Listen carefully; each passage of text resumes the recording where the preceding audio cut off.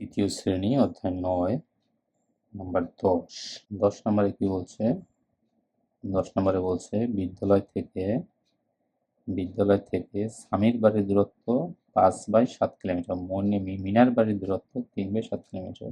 বিদ্যালয় থেকে কার বাড়ির দূরত্ব বেশি এবং কত কত বেশি? দূরত্ব পার্থক্য বের করতে বলছে, তাই না? তাহলে তার মানে যদি আমরা আগের মতো ধরি, এটা হলো স্বামীর বাড়ি,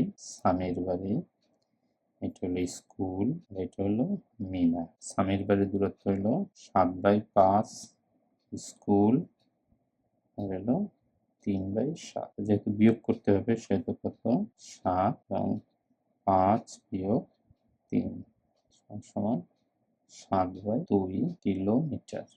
কার বাড়ির দূরত্ব বেশি? এটা হলো দুজনের বাড়ির পার্থক্য। বিদ্যালয় থেকে কার বাড়ির দূরত্ব বেশি এবং কত বেশি? বিদ্যালয় থেকে এই যে এটা কি বলে, উত্তর স্বামীর বাড়ির দূরত্ব যেহেতু বেশি এখানে দেখাই যাচ্ছে, এটা হলো ৫, এটা হলো ৩, তাই না? এটা হলো ৩, ৭/৫, এটা হলো ৭/৩। তাহলে অতএব স্বামীর